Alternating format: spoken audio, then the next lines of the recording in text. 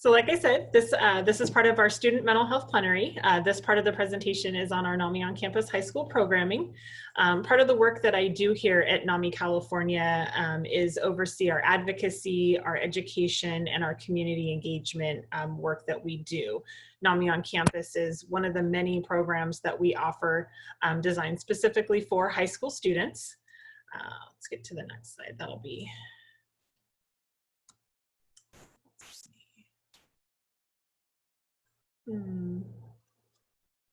there we go.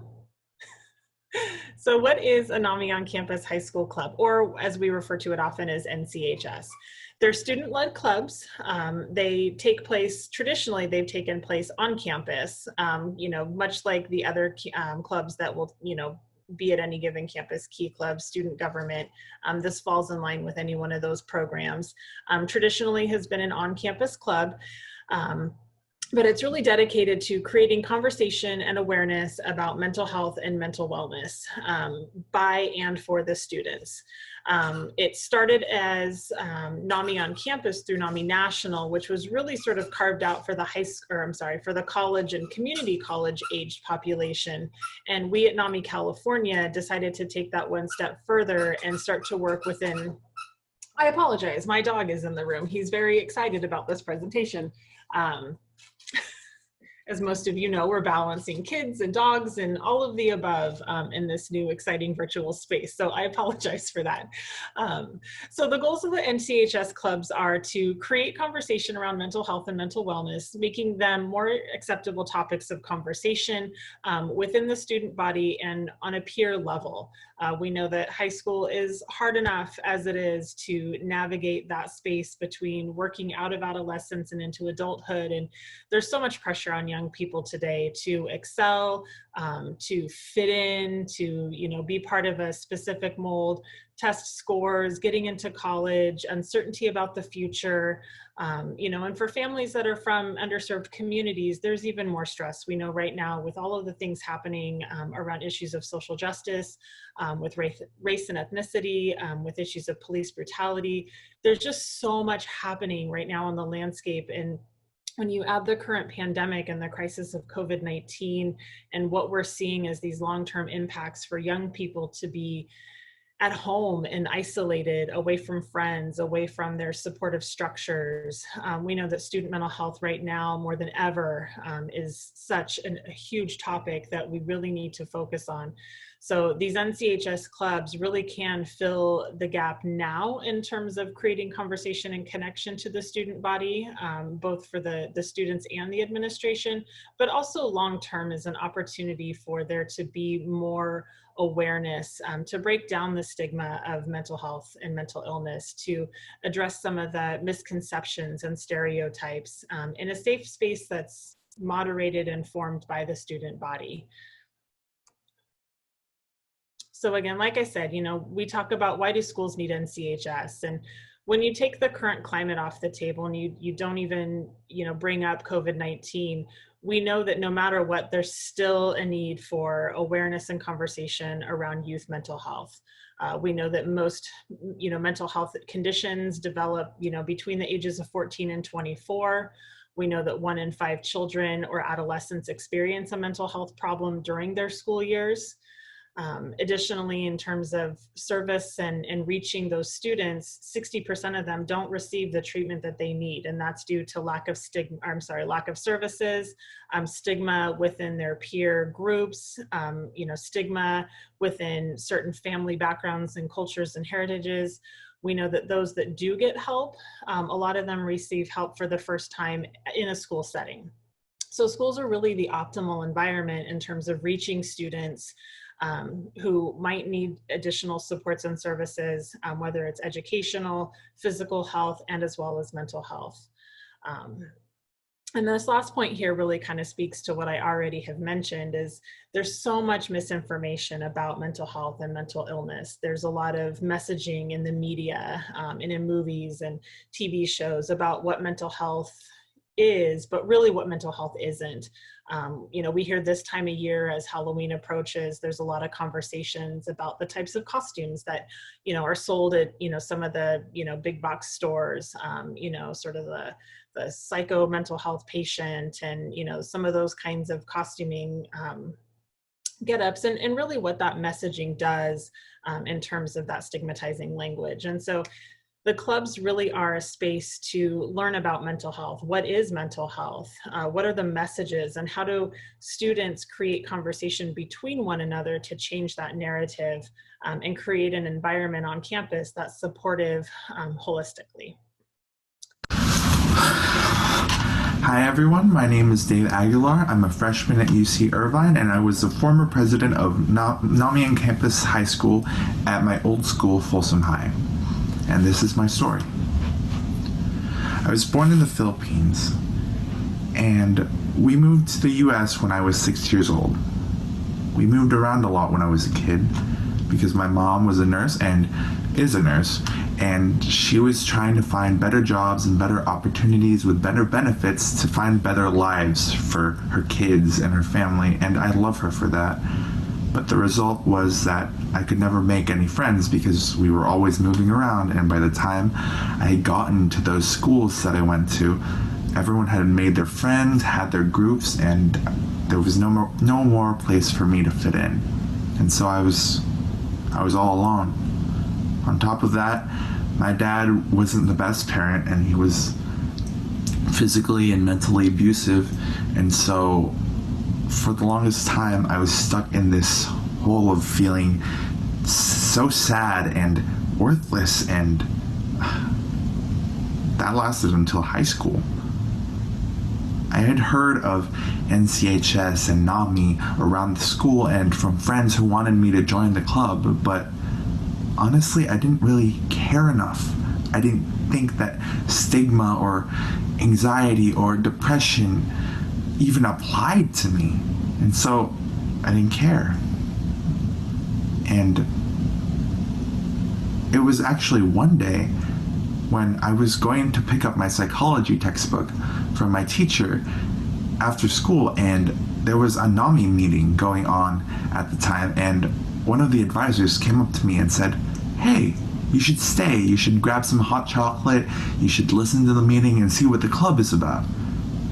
And I couldn't say no to hot chocolate, so I did. I stayed and I listened. And slowly but surely, as I kept going to the meetings and I kept learning about mental illness and stigma, it changed my life. I started to realize that these symptoms and these feelings didn't not apply to my life and the people who I cared about and the people around me, and I came to realize that I might need help and that I might be suffering from some of these things. And so I went to a psychiatrist, and lo and behold, I was diagnosed with depression and anxiety, and my little brother himself was diagnosed with PTSD. And so mental illness and stigma, these things apply so closely to my life and my family.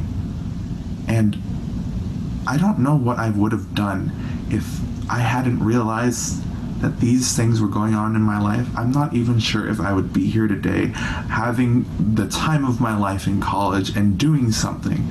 I'm currently pursuing a degree in biosciences and psychology because eventually I want to become a psychiatrist to help the same people who are struggling through the same things that I was struggling through. To the people watching this video who don't feel like they have anything to offer the world, I was in your place once. I thought that my life would be better served if I just ended it, if I had just given up. But there are people out there, people like NAMI and NCHS, who care about who you are and your identity and your worth, who know those things and want to help you get out of the darkness and into the light. So that's why I love NCHS so much, and I am so thankful for the opportunities they have given me because they saved my life. The people in that club, the people who helped me realize who I am and what I can offer this world, they saved my life. And I'm sure it's not the only life that these sorts of programs are going to save. That's why they're so important, and that's why they're so close to my heart. And so, if you're considering staying or leaving the club, just know that it is incredibly important, and you have touched my life, and I'm sure you'll touch the lives of everyone around you. Thank you. So I always sort of feel like after that, I don't really know what else I can say that kind of tops that. And I love that video so much. And I try to share it every chance I can get because it's such an amazing story. But I think it really just encapsulates so much of what it's like to be a young person today and so much of the benefit of the NCHS clubs and even really broadly, even if you take out NAMI and you take out the NCHS piece, just what it does for a young person to have a circle of support from their peers and those that they're with every day. You know, especially when, you know, there are things at home that make it difficult to get the support or start the conversation that's needed. Or even if home is a supportive environment, I know that, you know, I always say, you know, my kids, I'm someone's mom. And so, you know, when I tell them, you know, my kids, I tell them, you're amazing and you're wonderful and you're talented, they sort of roll their eyes and they're like, okay, mom, I know you're supposed to say that. You're my mom. You know, you're my friend, you're my caregiver, you're my grandma, my auntie. And so to get the validation and the support from, you know, those in the school system around them, I think is so valuable and really just create such a wonderful and accepting environment. So thank you all for sitting through that video. I love it. I love sharing it every chance I can get. So, so I'm going to get into some of the logistics of, you know, kind of how our clubs are structured, the way that we put them together and kind of how they fit into the larger NAMI family. So our NCHS system is comprised of these pieces here. So in the center, you have your NAMI on campus club. And then around that, you have these parts and pieces. So the school and the school district provide that, you know, foundational support to host the clubs, give them a place to meet. You know, we'll kind of get into the benefits of why the schools, you know, should be having NCHS clubs, but the schools provide that layer of support first and foremost with the advisor and the school staff that help facilitate the conversations and the things that are taking place through the actual local district. And then you have the partnership of the local NAMI affiliate. And I will say, as an aside, some of the schools in our network aren't linked to an affiliate because there may not be a local affiliate in their area. But for the most part, we do link them with their local NAMI affiliate so that the schools, you know, in addition to having the campus on club, the local affiliate offers a ton of resources and supports for the club, finding speakers for special events, inviting the young people in the club to participate in their local NAMI walks or any of the activities that are taking place, excuse me, that are taking place in the community. It's a really great way to connect the schools to the community more broadly. And then you have local partners, community-based organizations and other folks working in that county, community, city, region that also work to provide supports, access to events and opportunities for the young people at the club. Alternatively, for those that are part of the club, if they have an advisor or another student or somebody on campus that is looking for additional supports and services, those community partners, as well as our local affiliate, are a great way to connect those folks to the supports that they need outside of the school and the club. And then we at NAMI California sort of fill out that circle where we provide overall what I call sort of scaffolding. You know, we try to keep the clubs connected to one another. We have some really exciting things coming up for the school year. Some of the silver lining to our COVID-19 crisis plans that we have in place to really create and expand our clubs, but also really create an experience for the clubs that connects one another across the state, develops and builds on, those that are, looking at youth leadership as an opportunity, they would like to explore, and some of those other things. And I'll get into that a little bit later. Let's go ahead and change the screen here. Okay.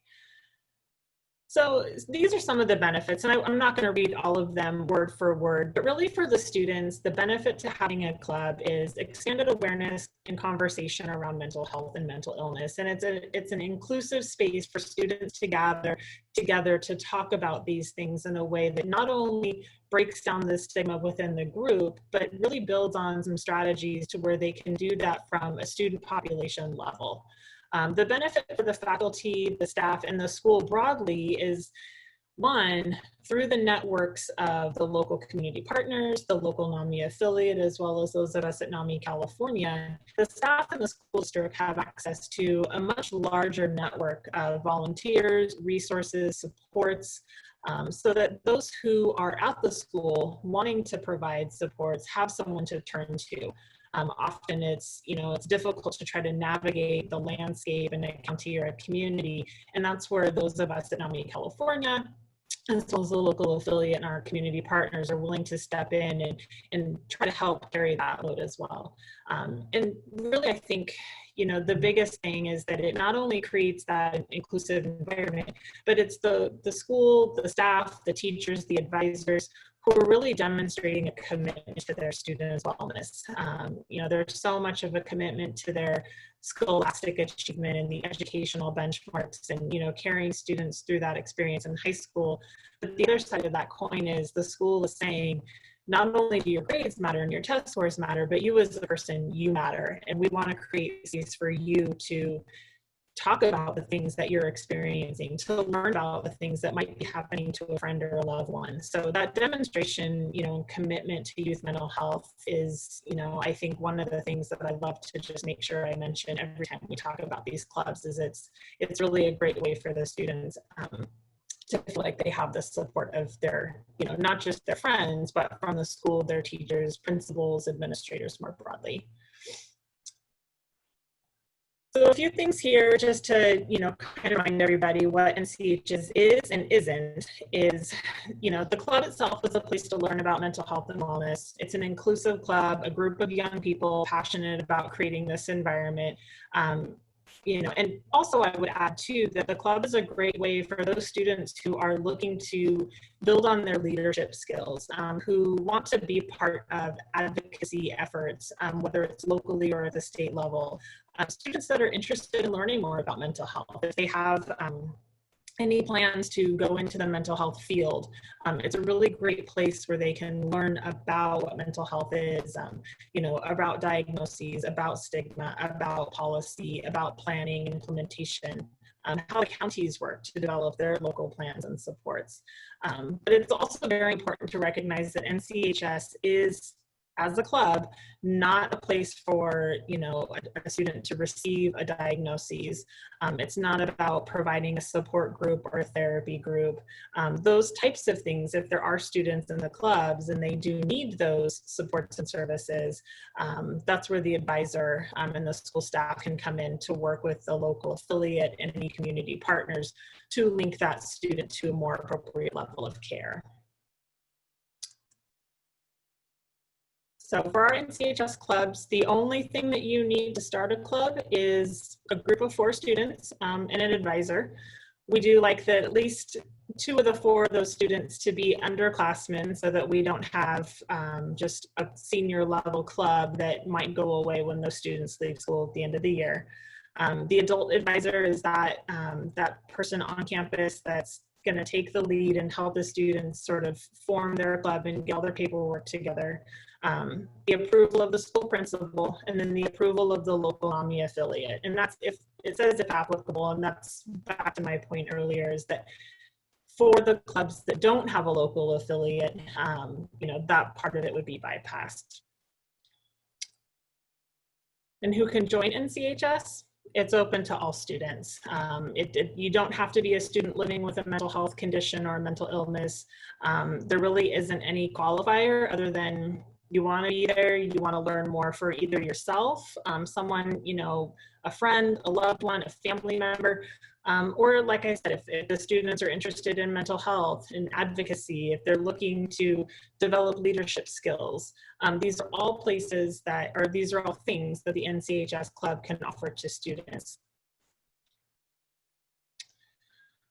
Some of the things that we provide for students, I think I missed a slide, but if I don't get to it, we'll cover it. So some of the things that we like to provide to the clubs is, you know, a slate of resources so that really what we're looking for is an engaged group of young people, and we want to take the guesswork out of it. We don't want there to be a burdensome process to get the club up and running, to have a lot of questions or uncertainty about what it means to have a club or how the club operates. So we at NAMI California have worked really hard with our staff, partnering with local affiliates. We have a number of folks that have been working around the state as liaisons to our club. A few of them are here on the call, I see. And so we've worked with our team to develop basically like a whole toolkit for our clubs. And so we have manuals for our advisors and our students. We also have an NCHS specific toolkit that'll have templates for flyers, agendas for meetings, different templates that folks can use so that, you know, they can just kind of follow along with, you know, a meeting structure. Mental health resource guide. So some of it is kind of general and can be used everywhere, which is around information about diagnoses, symptoms, how you can help, strategies to employ if you're in an emergency situation for yourself or your loved one. And then we include in those toolkits templates for students to create location or community specific resources that can be accessed at the community level. There is also space in there for people to, you know, enter things in from a statewide or a national level, but really the focus for those worksheets is to create information that can be used locally. So if a student, you know, or another member of the club or someone's, you know, friend or family member needs some extra support, the students have gathered resources that they might be able to share either with that club member or their family member.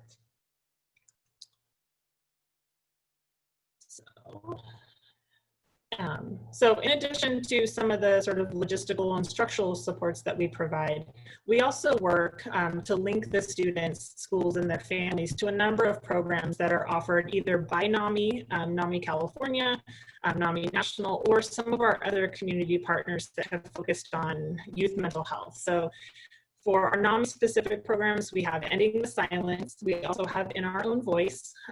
We work with community partners to offer the Directing Change program, which is a multimedia project that is with County and Each Mind Matters, where students make 30-second mental health videos that are part of a larger year-long contest. We work with California Department of Education to offer youth mental health first aid as well as Living Works. Youth mental health first aid is the youth carve out for the National Mental Health First Aid Program. Living Works is a new program that was launched in September, which is solely focused on high school students. It's a suicide prevention program, and it's being offered through the California Department of Education to any interested student body. And then our NAMI signature programs. And I have this in here because while they're not necessarily youth specific or youth focused, the programs that we offer, family to family, peer to peer, our family support group and our connection support group, these are programs that can be offered as a resource for the parents, caregivers, you know, anyone in the student's family that's looking for support themselves. For a student that might be living with or adjusting to, you know, a new diagnosis around, you know, mental health condition, there's opportunities for the parents or caregivers to be involved with their local affiliate so that they too can learn more about what their child or loved one might be going through. So we really try to create this, and you know, package of programs and resources and supports that are not just for the student, but for the family and the circle of people around that student. And I say that because I know some parents, some students are raised by grandparents, they might be, different situations or settings other than the traditional sort of like mother-father setting. So I just say anyone around that young person that might be needing additional supports to support that young person, that's where we try to come in with our signature programs to connect those dots. Some of the things that our clubs have been doing, and again, this list here is sort of pre-COVID.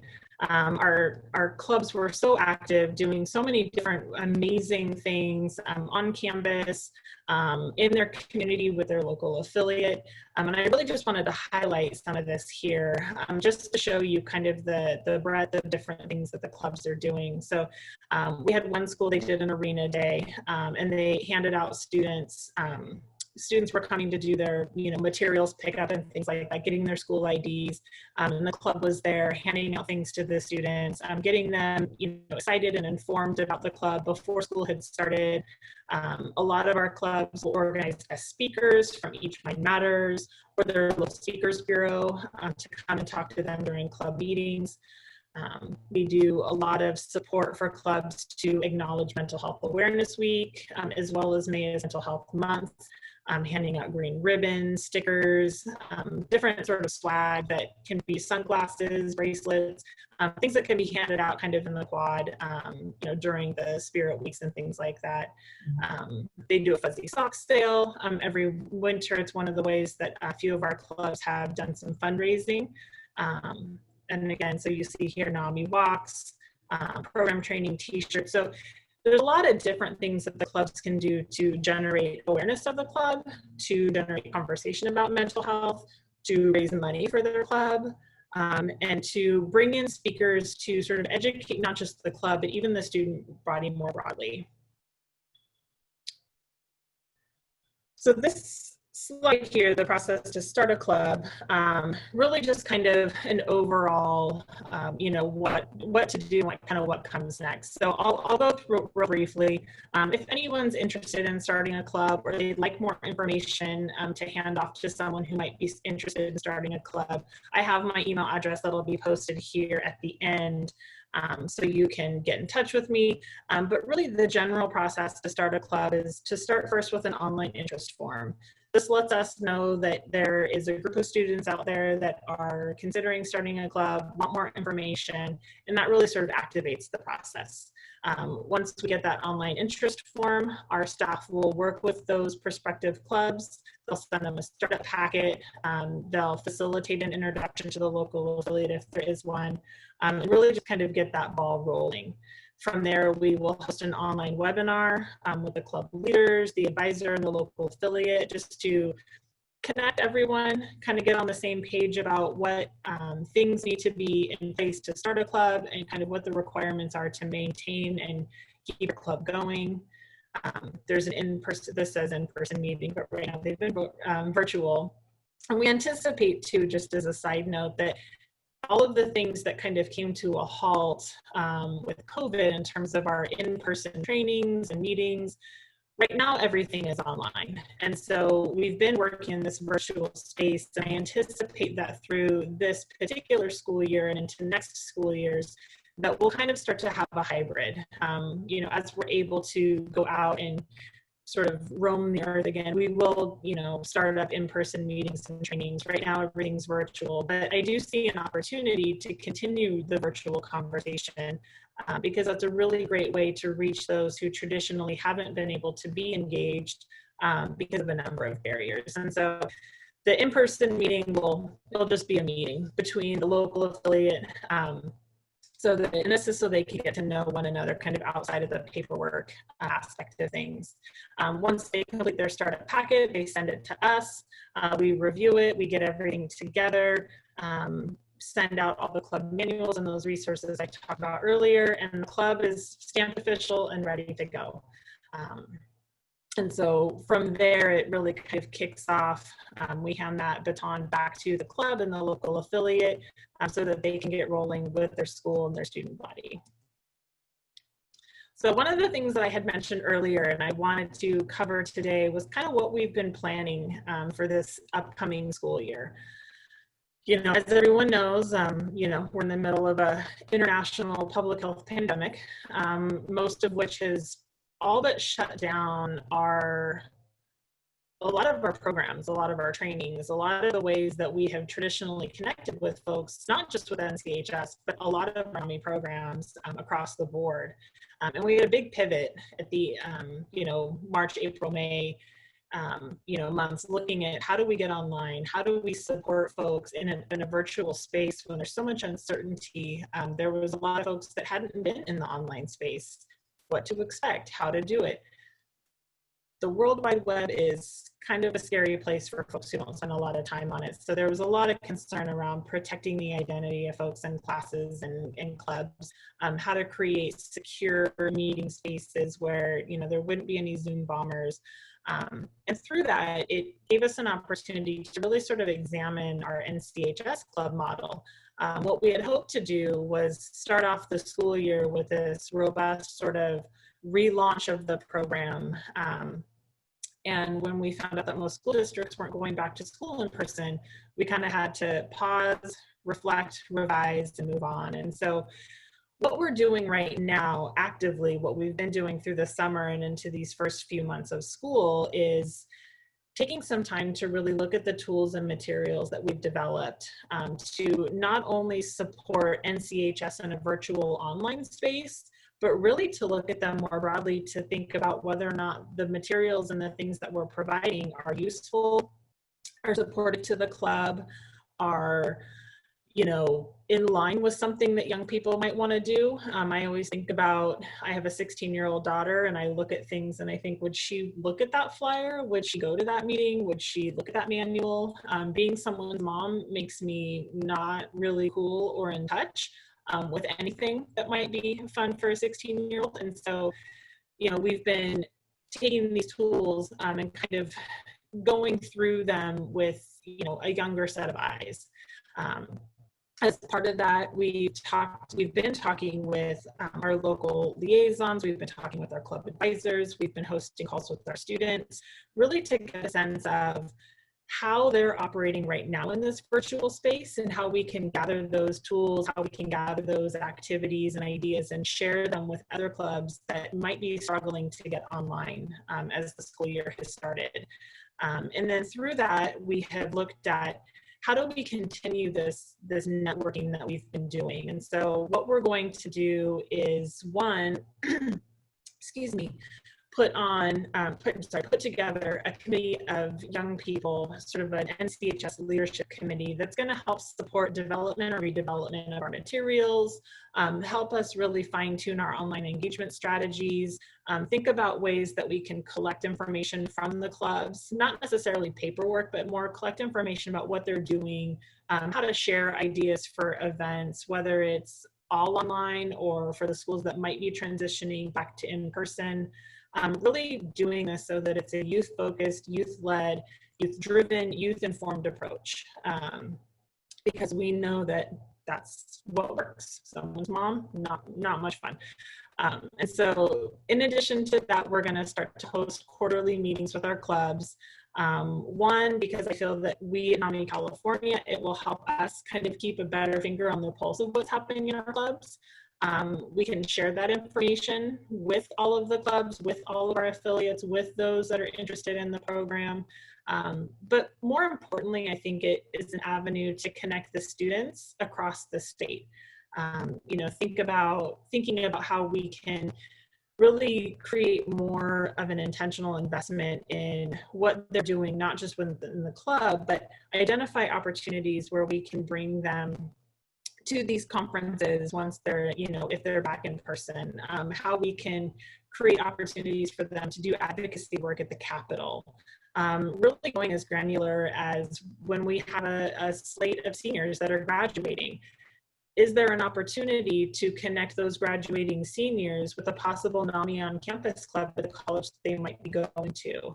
And so really just expanding out what it means to be part of this club so that it's not just taking place within the campus structure, but really more broadly, you know, across the state in terms of the networking thing, but really also just, you know, how do we help them in the next steps of their journey, that sort of warm handoff.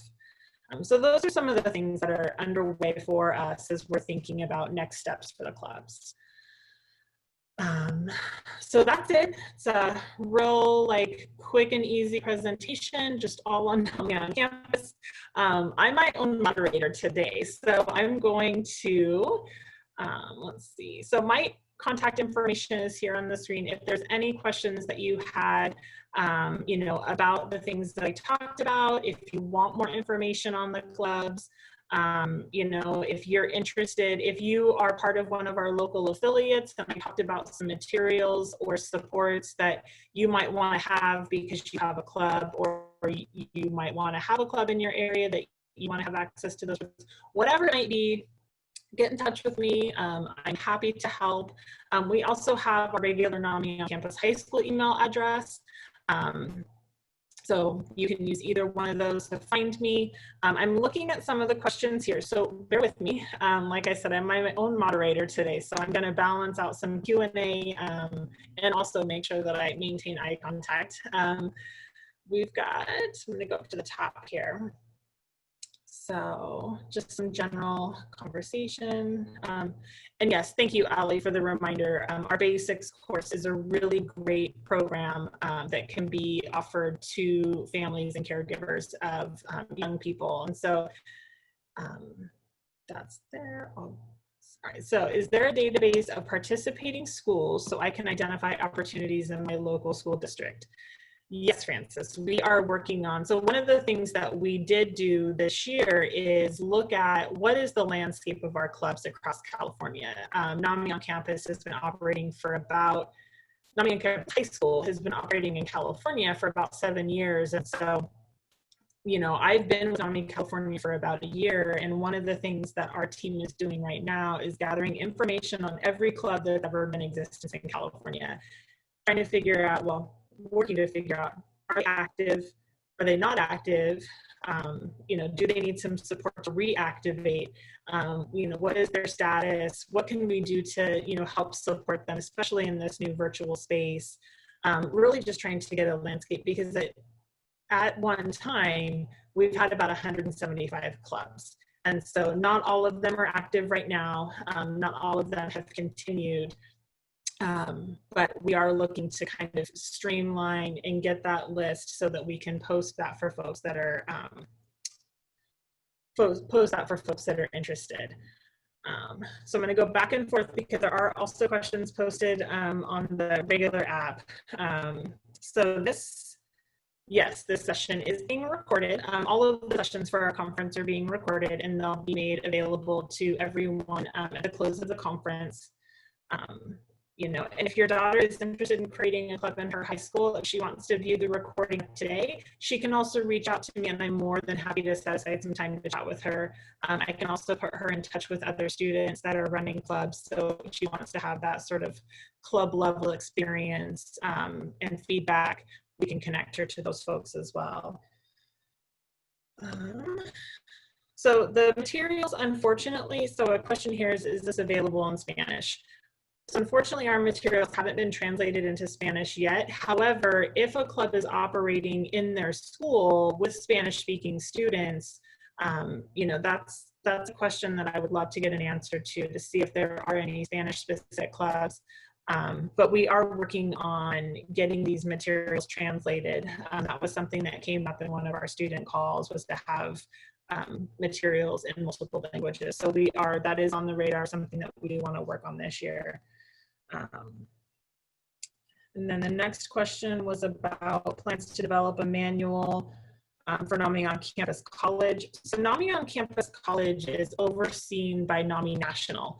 That's actually where the program started. It was with National for NAMI on Campus at the college level.